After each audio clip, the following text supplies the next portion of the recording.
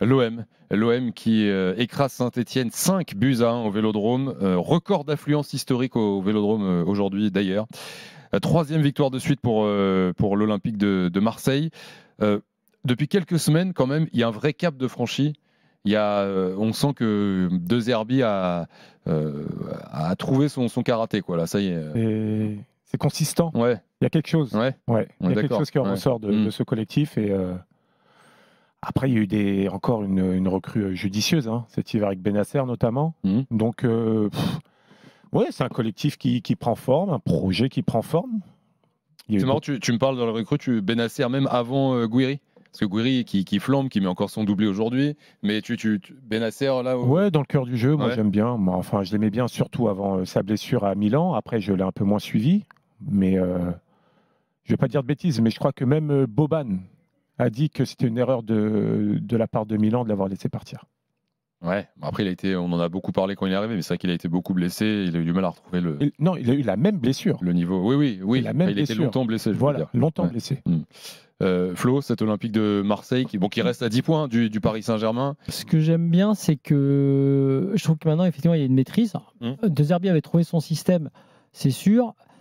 Là où ils sont forts, c'est que en prévision de l'année prochaine, mais aussi de cette fin de saison, ils assurent, entre guillemets, la deuxième place avec une équipe plus forte. Parce que c'est vrai que Gouiri, moi je connais Gouiri, peut-être qu'il va disparaître dans 4 matchs, mais enfin pour une petite éclipse dont il a le secret. Mais c'est un joueur qui est dingue. Et donc ça veut dire qu'ils ont rajouté de la technique. Puisqu'on parlait de ça aujourd'hui pour Toulouse, pour d'autres équipes, notre problème en Ligue 1, c'est ça. C'est qu'on a plein d'équipes, on manque de joueurs techniques. Et ils rajoutent au mercato d'hiver, Benasser, Gouiri. Je suis certain qu'entre eux, ils se sont dit il faut qu'on mette de la technique dans cette équipe parce que le système, ils l'ont. La prochaine étape, ce sera le chantier de la défense, c'est sûr. Parce qu'il faut qu'ils aient encore mieux. Ils n'en ont pas besoin aujourd'hui. On va pas refaire ce débat. Mais ils font un gros match dans l'intensité. Et puis techniquement, quand dans ce match-là, qu'ils dominent de la tête et des épaules, dont tu sais qu'ils vont le gagner normalement, mais qu'ils ne marquent pas tout de suite, puisque le but de Balerdi n'est pas validé. À mon avis, il aurait dû l'être d'ailleurs, en termes de jeu, de foot. C'est un bloc de Hushberg, mais à mon avis, il aurait dû l'être, mais peu importe. C'est pas grave. Les mecs m'ont dit encore sur les réseaux l'arbitrage, mais tu t'en fous, tu gagnes 5-1, t'es plus fort. C'était pendant le match, ça. Passe à autre chose, tu vois. Je veux dire, la preuve, t'es plus fort. Et derrière, qu'est-ce qui débloque ? La technique. C'est Gouiri qui débloque le truc. Parce que tu as besoin de ça dans ces matchs-là, parfois aussi, tu vois, de ce supplément. Donc c'est vrai que là où ils sont forts. Dans le football en général, surtout. Dans le football. Il y a des athlètes aujourd'hui. Ouais, tu as raison. Et c'est vrai que c'est pour ça que plus que l'équipe, le classement, tout ça, tant mieux s'ils font deuxième, c'est leur objectif. Mais c'est l'amélioration de l'équipe, le projet, puisqu'on parle de projet, qui se dit tiens, il faut finir la saison, mais il faut penser à la saison prochaine. Et c'est vrai que dans ce cadre-là, prendre un Benasser au milieu, c'est mieux. C'est pas bon signe pour Rongier, tu as compris. Mais voilà, donc cette équipe-là, en revanche, qui m'a fait pas mal. Forcément, Pas forcément. Moi, je crois que. Oui, mais il y a une émulation qui va se créer. Logiquement, tout le monde va en tirer profit. Non, mais là, pour la saison en cours, oui. Moi, sur le projet global, je ne sens pas bien les choses pour Rongier. Mais à un moment donné, quand un club veut exister dans différentes compétitions et être performante sur le long terme, tu as raison, il faut du monde. Tous les postes avec des joueurs de qualité. Le problème, c'est que pour les 6 prochains mois, il n'y a plus que le championnat, quoi. Oui, là, oui. Là, c'est vrai que les places vont être très, très chères. Mais ce qu'il y a de bien dans cette équipe, c'est que la façon dont ils ont entamé le match, puisque eux sont obligés de gagner. Là, ils sont dans un championnat là où ils ont un calendrier assez facile. 6 points d'avance sur Monaco, là, ce soir. 6 points d'avance sur Monaco avec un calendrier facile. Ils n'ont pas le droit à l'erreur. Ils vont un à match Auxerre, par semaine. La semaine prochaine, ils reçoivent Nantes. Ouais. Lens. On avait dit les 4 matchs à venir, là, 4 victoires pour ce Marseille qui ne joue pas en semaine. Et ben ils le font. Et ils le font quand même avec la manière.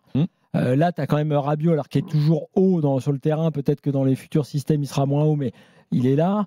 Rabiot, Gouiri, il se trouve, c'est merveilleux. Benasser apporte plus de technique au milieu. Non, sur ce match-là, il n'y a rien à dire. Ce qu'il y a à dire sur ce match-là, en revanche, on en parlera tout à l'heure, c'est malgré tout quand même la faiblesse là aussi de l'équipe supposée plus faible qui dès le début du match, dont tu vois pas comment elle peut s'en sortir à aucun moment.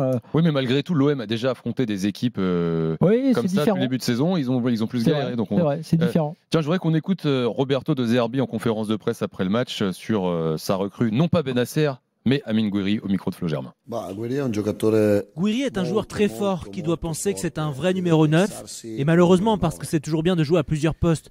Mais je pense qu'il faut vraiment qu'il se spécialise dans ce poste de numéro 9. Donc comprendre où se trouvent les cages. Il faut aussi avoir cette conclusion parfaite. Quand il réussira à améliorer ces aspects-là, ce sera vraiment un joueur de premier niveau européen. Parce que c'est déjà quelqu'un de fondamental pour l'équipe.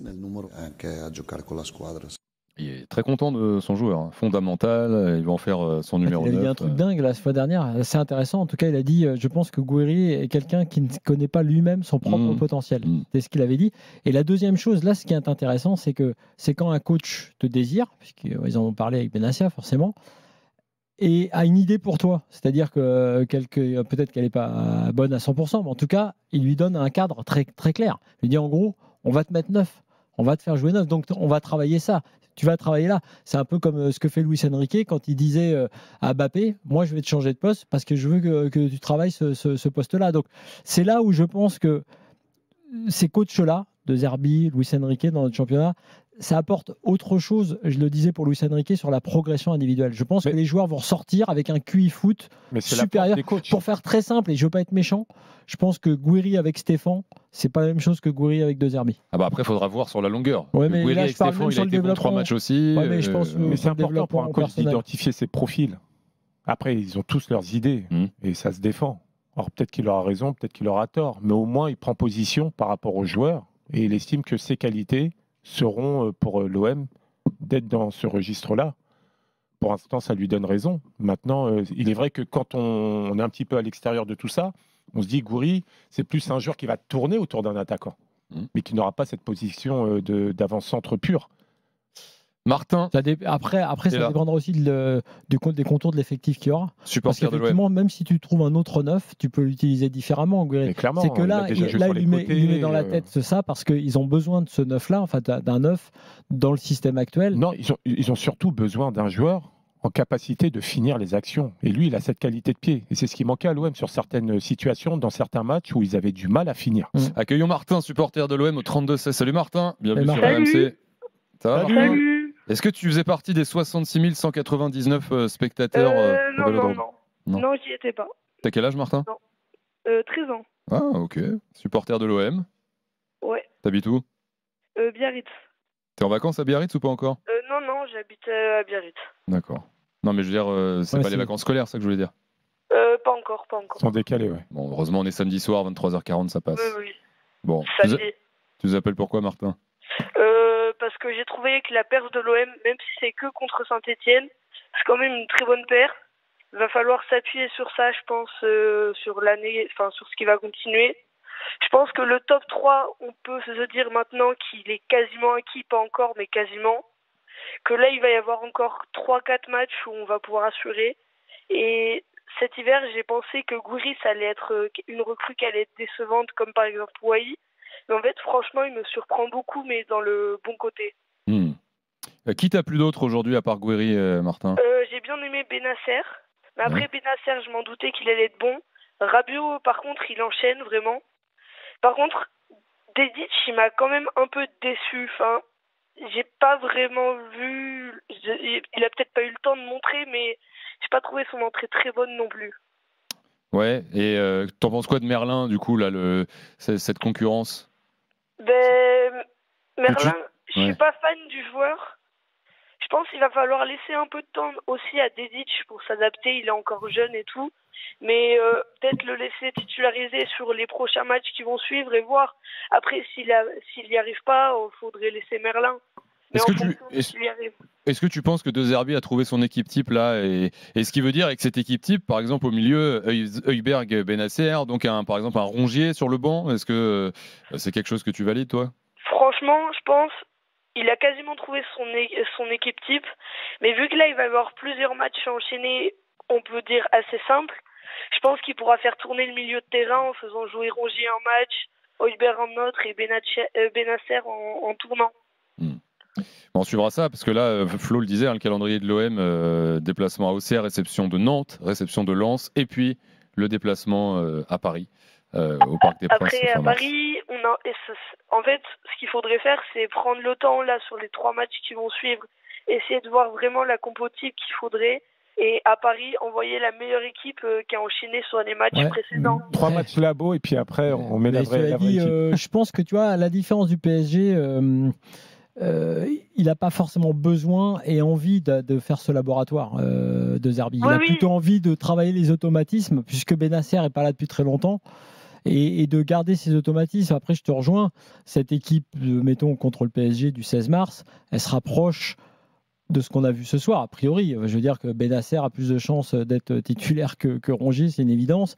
Et c'est vrai que dans les choix de joueurs, tu vois aussi ce qui se dessine. Tu vois, c'est ce qui est bien, je trouve, dans l'exigence, que Merlin, c'est pas suffisant, donc tu cherches quelque chose pour aller plus loin que Merlin. Tu penses que Rongier, même si on adore Rongier, je pense que dans l'esprit des dirigeants, c'est que tu penses que le prime de Rongier est peut-être passé et qu'il te faut autre chose, donc tu cherches autre chose. Tu sais que Mopé, c'est bien de haut but, mais c'est pas suffisant de remiser, donc il faut autre chose, tu prends Gouiri. Tu as toujours quelque chose avec l'idée supplémentaire, à laquelle moi je demande qu'à croire, c'est qu'un coach particulier, comme les deux Zerbi, peut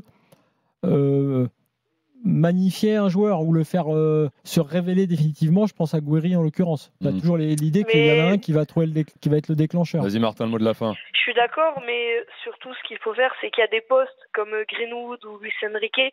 Là, faut pas y toucher surtout, mais il y a encore certains postes où les joueurs, ils ont enchaîné quelques matchs, mais ils sont pas non plus performants comme ça depuis le début de l'année. Donc on a encore le temps de voir d'ici le match du PSG. Moi, tu vois, dans le recrutement hivernal, là, j'aurais bien pris avec plaisir un bon défenseur derrière pour justement faire le même travail qu'ils ont fait au milieu et de. Ouais. À la Lazio, c'est un très bon défenseur. Maintenant, il faut voir dans l'état physique qu'il est. Merci Martin d'avoir été là. Merci Martin. C'est la première fois que tu nous appelais ou pas? Je suis déjà passé dans Génération After. Ok. Eh ben, écoute, c'est un plaisir. Vas-y Martin. Juste les gars, j'ai une chaîne YouTube où je fais de l'actu foot. Est-ce que je peux faire une petite dédicace? T'es bon, hein? Bien sûr, vas-y Martin. C'est Nitram, Nitram, _ foot. Ok. Et on te retrouve sur YouTube. Et sur Instagram aussi. Ouais, parfait. Et ben bravo Martin. Bravo pour ton analyse et à très vite. À bientôt. À plus. Bonnes vacances. Salut Martin, merci d'avoir été là. 23h44, c'est l'after. Marseille qui bat Saint-Etienne 5-1. Arrêtons-nous quand même un instant sur ce club qui enchaîne une 3e défaite consécutive. Un 6e match de suite sans victoire. Bon, il y a un constat qu'on a fait depuis un petit moment, que visiblement les propriétaires n'ont pas fait. Kilmer Sports Ventures, l'effectif stéphanois n'est pas au niveau. Et en fait, ça pose une question, même au-delà de... on sort d'un mercato hivernal, il y a eu 2 recrues, Cardona et le défenseur Bernauer qui n'a pas joué là. Est-ce que quelqu'un comprend quelque chose à la stratégie du propriétaire? Bah non. Ouais, hein. Bah, c'est compliqué.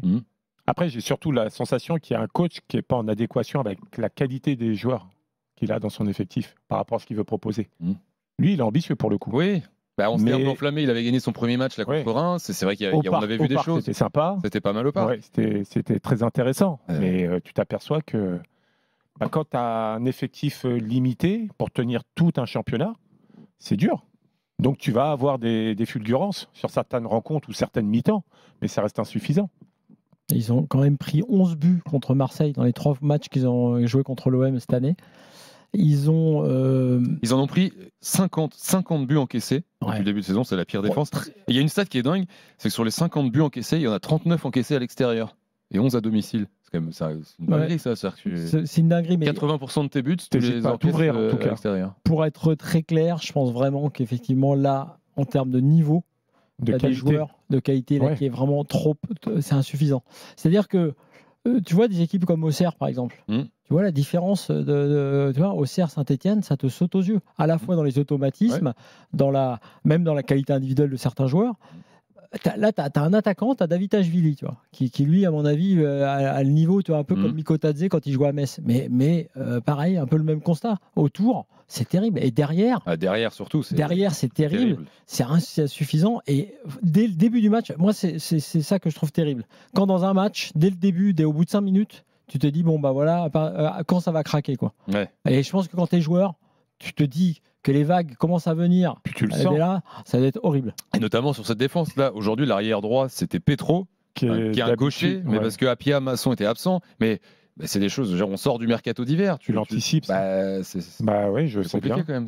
Il y a un problème. C'est-à-dire que ce qui est très étonnant, c'est qu'ils ont récupéré un peu, en plus sur les datas, la bonne pioche, c'est l'entraîneur.